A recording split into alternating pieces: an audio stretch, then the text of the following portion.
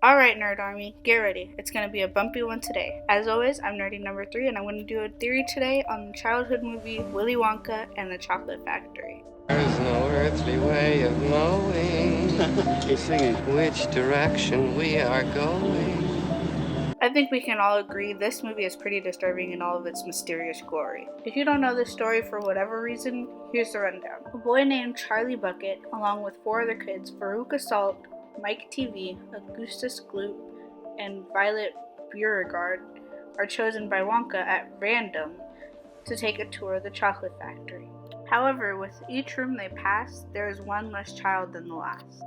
Once they get to the end of the tour, only Charlie is left. Wonka surprises Charlie and his grandfather by offering Charlie the chocolate factory that he had run for years now. I'm very pleased to hear you say that, because I'm giving it to you. Then Charlie becomes the new owner. The end.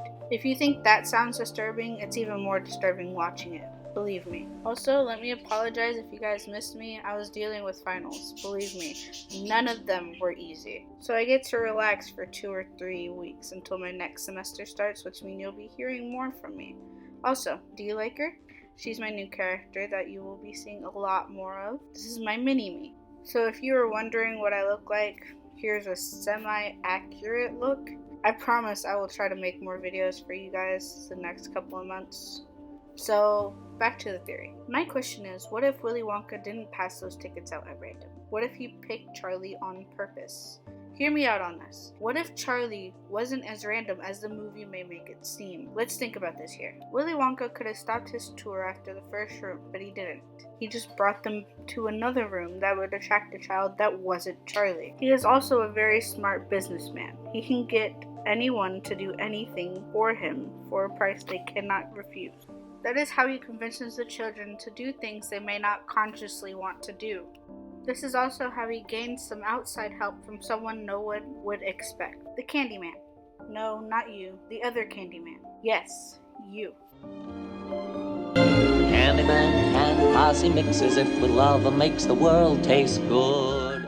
He is secretly working for Wonka. He gave Charlie that chocolate so he would win because Wonka would most likely want a local kid who was unselfish and maybe poor. This isn't unusual for Wonka because he is known to employ humans as double agents for him. This explains Slugworth. So Bill the Candyman gave the ticket to Charlie. If you don't believe me, watch the scene and you'll see that Charlie doesn't go to choose what bar to buy his grandfather. Bill entices it to him.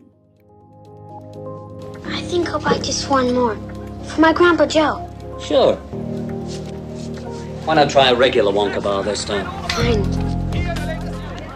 He says, why not try a regular Wonka bar this time? Takes the chocolate off of the stand and hands it to Charlie. Off of the stand instead of out of the stack like any other owner would. That is because he knew that this chocolate bar had the golden ticket and Charlie was exactly what Wonka had wanted for someone to run that factory. Now why would Wonka want to set this up instead of giving the ticket to a random poor child? Here's why.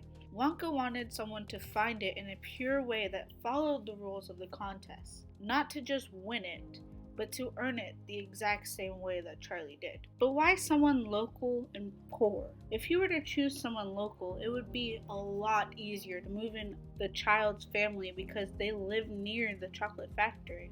Also, if the last ticket was rewarded to someone local, it wouldn't be so difficult to get them to the factory in such a short amount of time. It would help the child and their family the way that he wanted to give back all those years that the factory was closed. So was Charlie meant to inherit the chocolate factory? Or are all these occurrences just a coincidence? Was Bill the Candyman a double agent for Mr. Wonka? Well, there's so many questions and so little time. Hope you all didn't miss me too much. Until next time, Nerd Army. And if you enjoyed this video, make sure to give it a like. Remember, my theories are just that, theories. See you later, and remember to subscribe.